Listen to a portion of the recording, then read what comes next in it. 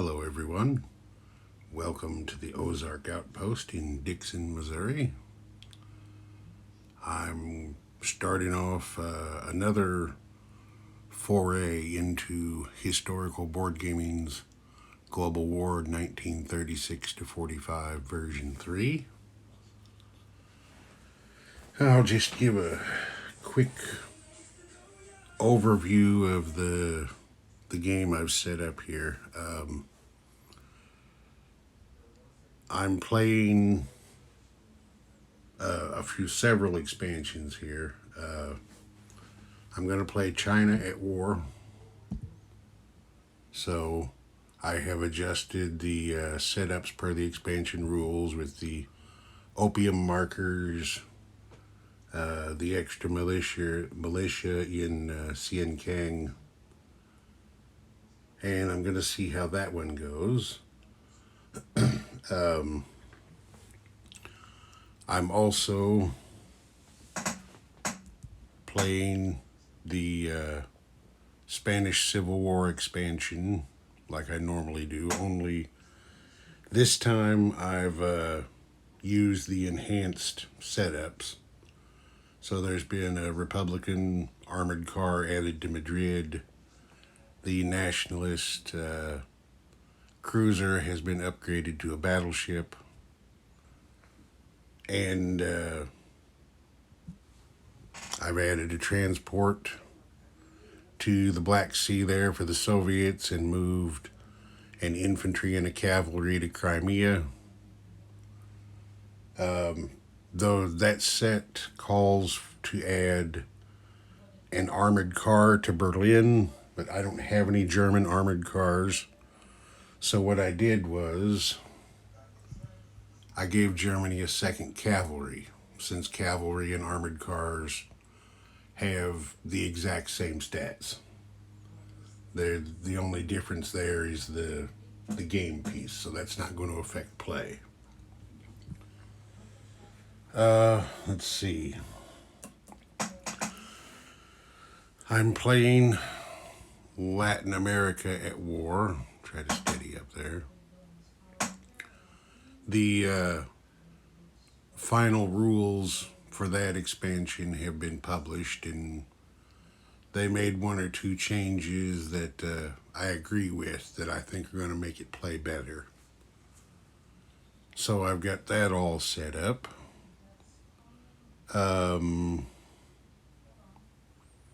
See what I'm playing special operations and commanders as I normally do, so the commanders have all been placed on the board where they're supposed to go. See, any other changes? No, I'm not playing Canada at War. No offense to you Canadians, but myself, I think the Commonwealth plays better by not splitting the British income with another separate economy. Those 5 IPPs, I think, are better spent by Great Britain overall, rather than designating 5 of them just for Canada. My personal opinion.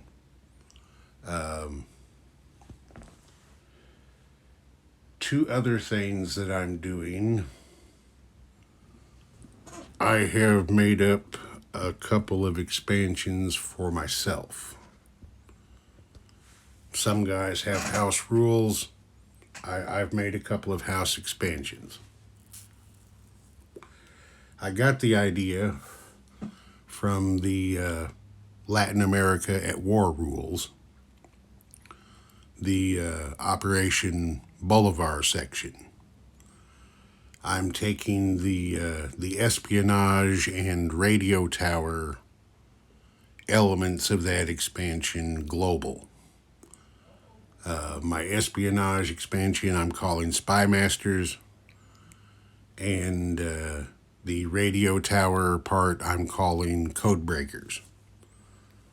I'm not going to go into detail about those now. You'll just you'll see how it works as the game goes on. And if anybody wants to check my rules out, look them over, use them in your own games, feel free. I'll post links to download the rules in the description box. Let's see, one other thing that I'm going to do in this game that I haven't in games past. Well, two other things actually. The first regards minor factories. You see there's a minor factory down there in South Africa. This is a house rule that RC uses that I'm going to borrow from him.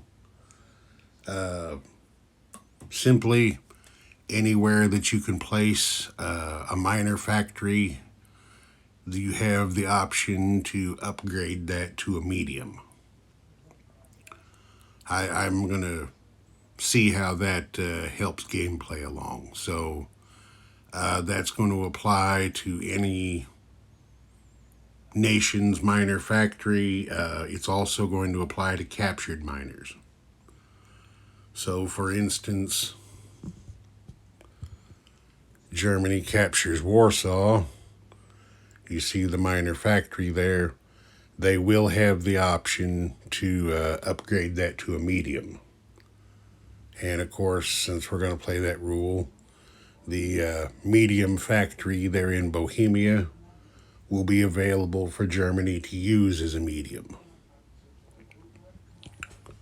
We'll see if we can't get some more units in play where they need to be and help the game along a little bit. The other thing that I'm going to do that I haven't before is I'm going to borrow a house rule from General Hand Grenade. And at the beginning of the game, every country is going to get a free roll to complete one technology. Again, it's a way to get some tech into the game faster and make things more fun. Something else I'm doing different, you see here, is HBG restocked their coaster sets. So I picked some of those up, and I'm going to use these coasters as kind of dashboards for the individual countries. I'm going to do more with them than just set the IPP chips on them, and you'll see how that will work as we go. So we've got the initial setups here on the production chart. Everybody's got their stuff in place. This, I don't know if I pointed this out before. That's a French light cruiser. I use blue superstructures to designate my light cruisers, and it's kind of hard to paint blue on blue and get it to show up. So I just put a white marker underneath that to designate it as light. Let's see. I don't think there's anything else I need to mention in overview. Let's see. China at war, Latin America at war, Spanish Civil War. I covered the other stuff. So yeah, I think we're ready to get going here. I've also made myself a new and improved cheat sheet here so I can quit forgetting things and hopefully make fewer mistakes and so forth. It'll keep me straightened out. So the first thing that I need to do here is we're going to give everybody their free tech roll. I don't have a 16-sided dice, but I do have a 20-sided die. So I'm going to use that. So Germany is first. 18's a no roll. 18's a no roll. Cock die. Boy, this may take a while. Okay, 4 for Germany. That's jet fighters. Oh, Goering is jumping for joy. He's got jet fighters right off the bat. Okay, the Soviets. 14 is heavy battleships. Oh, Stalin's probably crying in his vodka. He's not going to have much use for that, I don't think. Okay, Japan. 14 heavy battleships. Now, Yamamoto will be jumping for joy over that one. Okay, Great Britain is next. They got 11. Wartime economy. Oh, guys are doing good. They're getting some good stuff. Okay, France is next. 17 was a no roll. Wartime economy for France. Well, that might assist them a little bit. Next is Italy. Oh, 11s are coming up all over the place.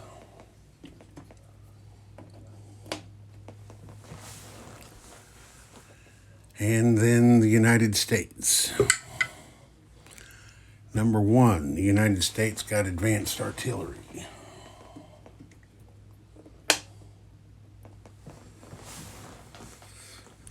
So, I'll show you here.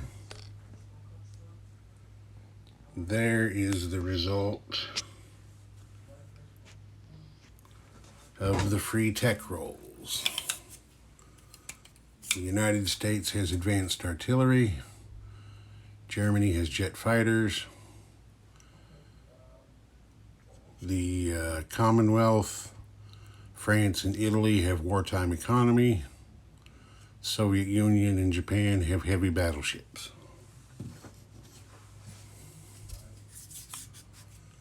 We'll see how that plays out. Okay, the next item on our agenda is the random events roll for Latin America. So let's see what we get here. We have a 2. I believe that's a coup for somebody. Number 2 is an Axis coup. A coup pushes one Latin American nation further into the Axis camp. If that nation is pro-Axis, it aligns with Germany. If the Latin American nation is neutral, it becomes pro-Axis. If it is pro-Allied, it becomes neutral. So now I gotta roll again to see who gets affected. And we have a 6. 6 is Colombia. Colombia is neutral, so they are now going to become pro-Axis. See which box I've got my... There's the box I've got my stuff in. So, get a pro-Axis marker out here.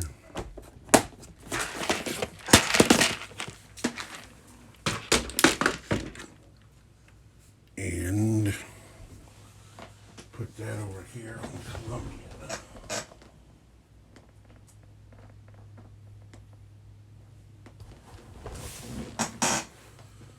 All right. Next is the random event roll for the Spanish Civil War. And we have a 9. That is, get to the right page here.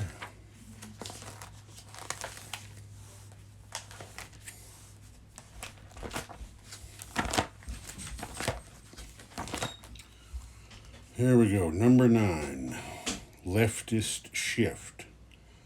France no longer needs to beat Germany on a D12 to provide Lend-Lease to the Republicans. If number 9 is rolled a second time, it may also select the interventionist stance like Britain,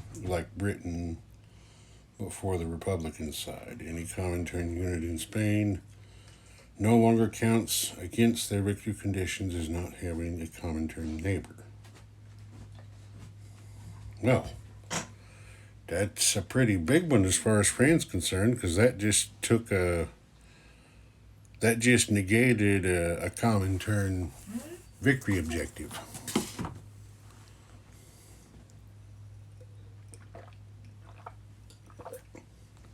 So even if I read that correctly, even if the Republicans win the Civil War, any Comintern unit in Spain no longer counts against their victory condition.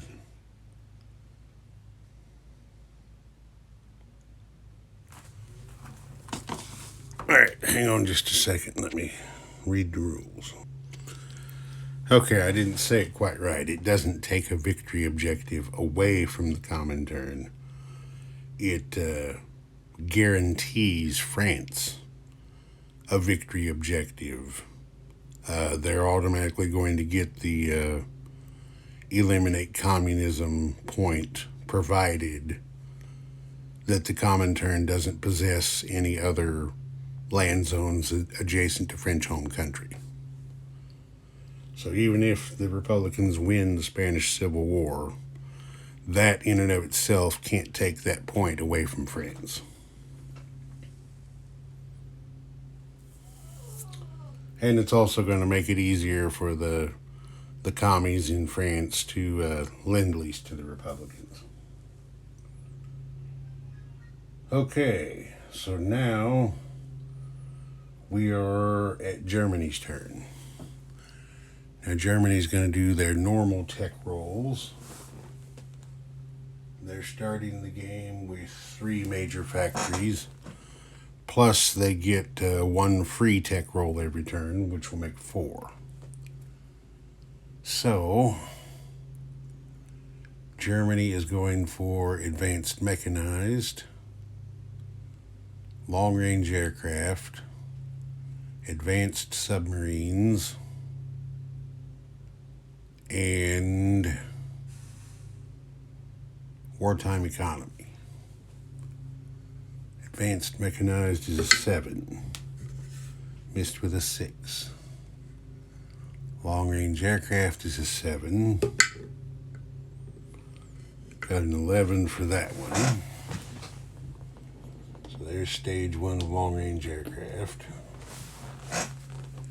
Advanced submarines is an 8, missed with a 3. Wartime economy is a 7, missed with a 4. Yeah, not too good. 25%. Okay.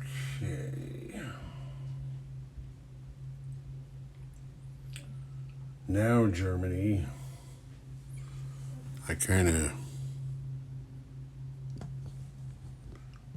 I'll just go ahead and put everything over here now. I already had this laid out.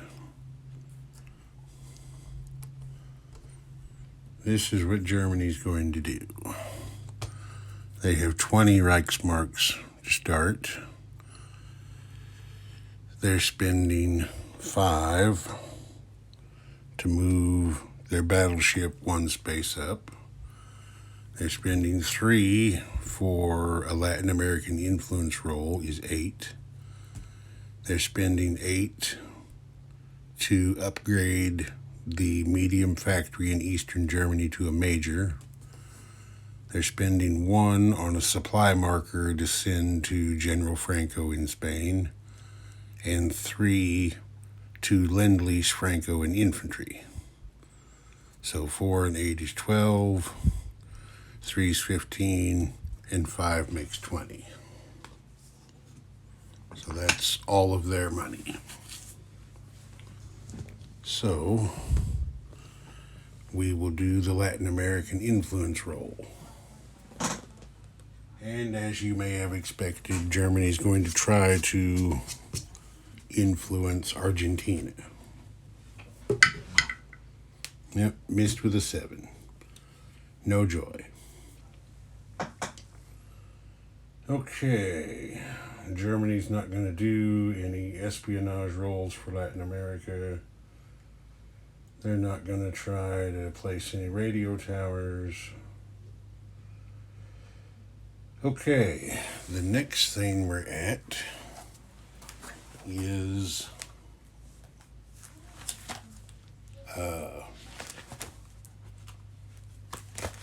one of my expansions, Spy Masters.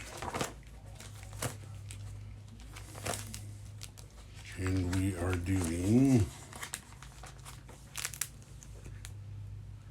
we're going to try to establish some spy rings. It says here, during the production phase, a major power may attempt to establish spy rings in the home country of opposing major powers, with a maximum of 1 attempt per nation per turn. On a roll 1d12, on a roll of 1, 2, 11, or 12, place a spy marker in roundel on the target nation's capital.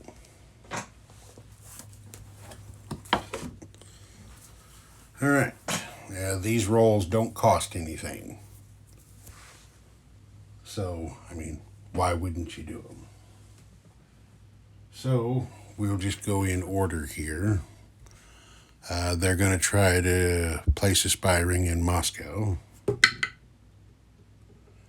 Missed on that one. They're going to try to put one in London. Missed on that one.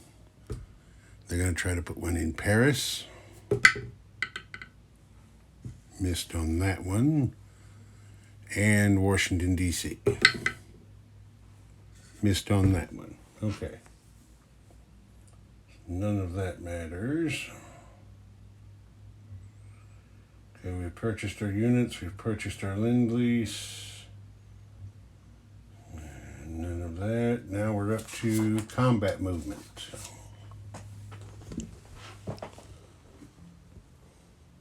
For Germany, they're only going to have 1 combat movement, so I'm just going to go ahead and do it.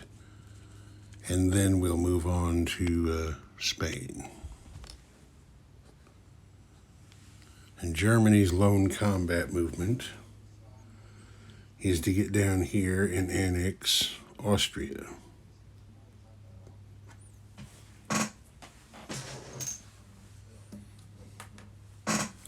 So, this mountain infantry from Bavaria moves in here to Austria to annex it.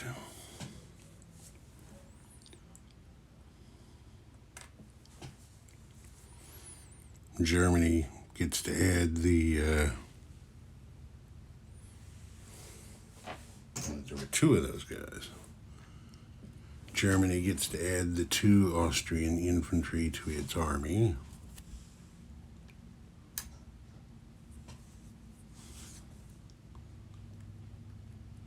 And their income goes up by 2.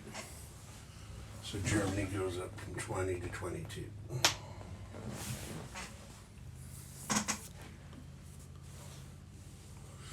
Okay, now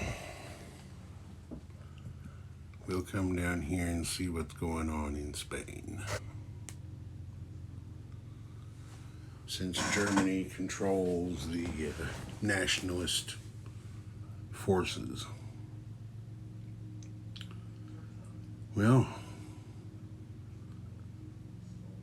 I think what we're going to do, let me look at the setup real quick and make sure I got that right. Is there just supposed to be one guy in Astra Navarro?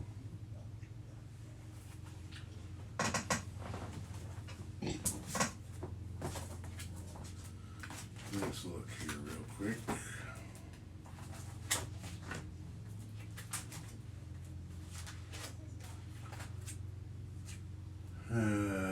Republican Spain. Yep, Astura Navarre just gets the one infantry, so that is correct.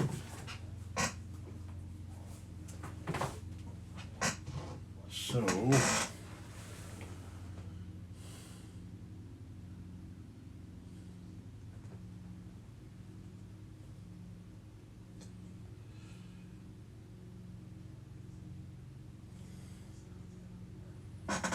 this is what they're going to do.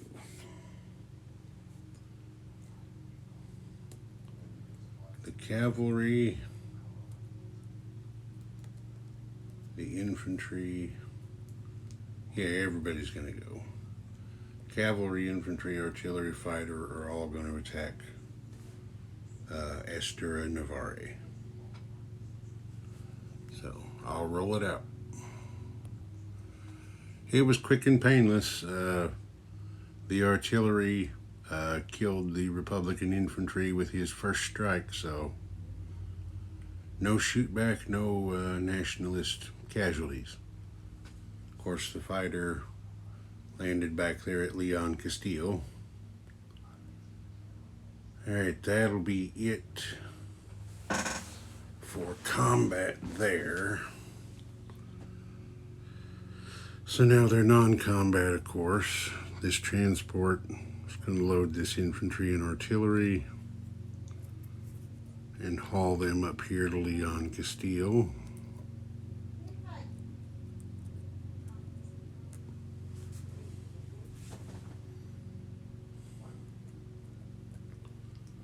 Get some reinforcement there.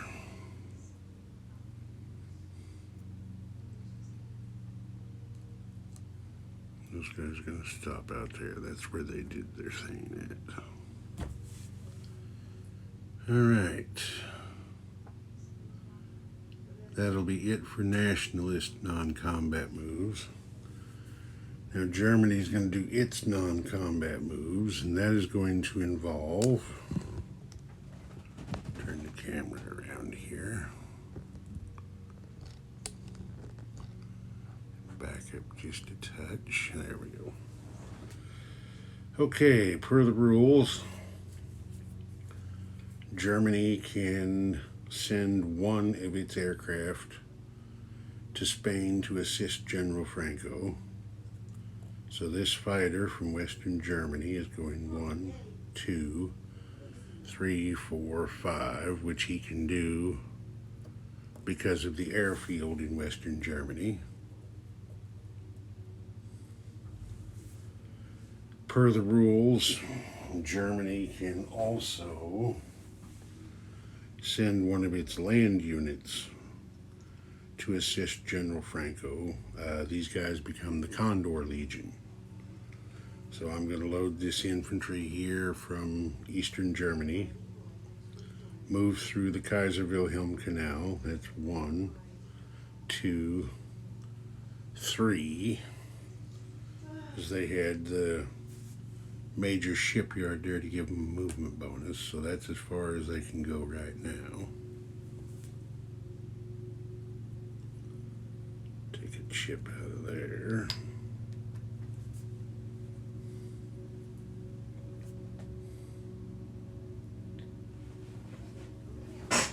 And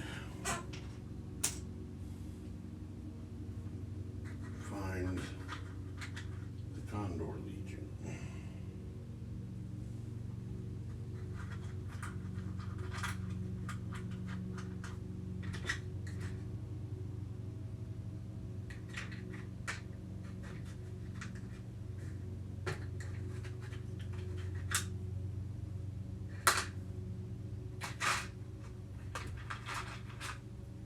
There's the Condor Legion. Dropped him back in the wrong hole.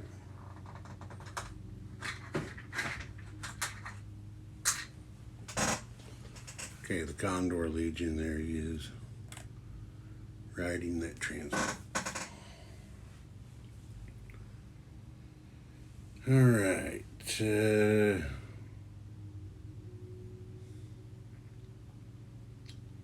Germany's not going to have... Oh, wait, yeah, Germany is going to have some more non-combat. This U-boat from the Baltic is going 1, 2, 3, 4 down to there.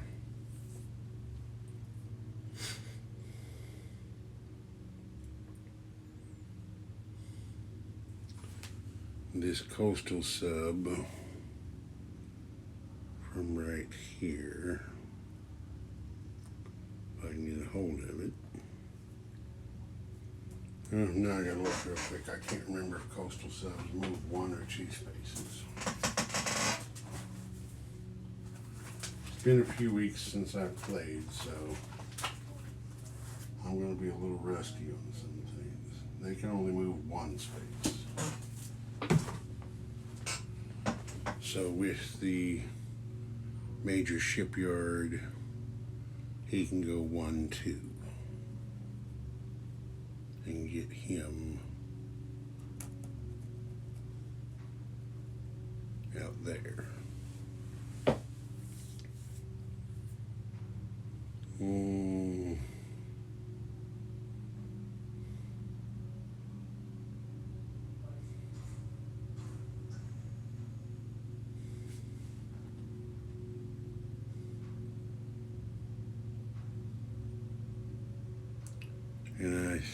And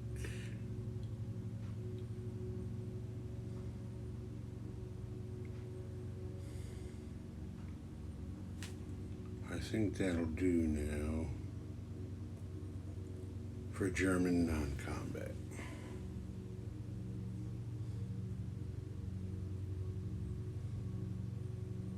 Yep. So now we place units in deliver Lend-Lease.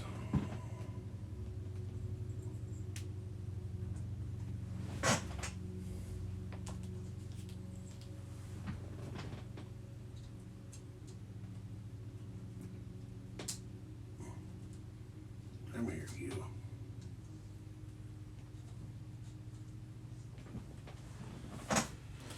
There we go. Okay, deliver the Lend-Lease. So there's the supply marker. Now these supply markers do not count against Lend-Lease limits. Neither does the fighter or send in the German infantry. So there's the supply marker and the infantry for General Franco. I think I need to adjust the camera because I don't think you can see. Actually, yeah, you can see. Never mind. Okay. The medium factory in Eastern Germany is upgraded to a major.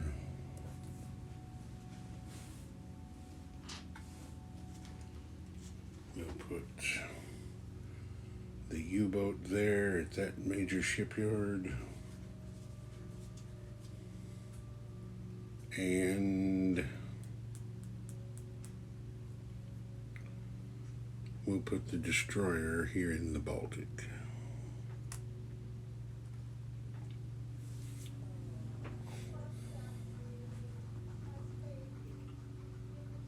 Okay, that's all that stuff.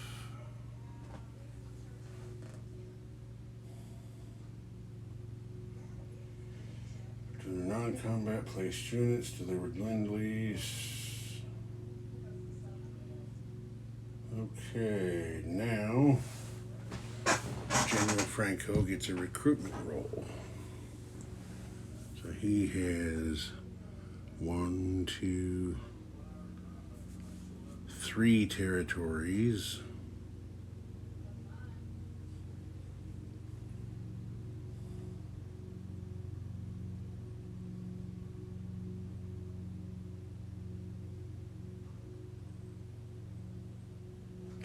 I'm not sure on the ethics of using that supply marker the same turn it was delivered. I'm going to say no. He'll save that for next time. So he's got 3. Yeah, because for this you only count Spain proper. You don't count colonies or islands.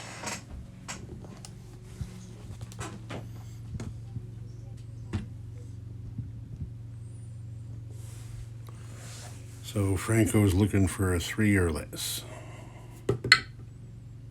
And he missed as far away as he could. Okay. So no extra guys for him. Then looks like the only thing left to do is for Germany to collect income. They're not at war with anybody, so there's no bonuses. So they will have 22 Reichsmarks for their next turn. This is Ozark Outpost. Over and out.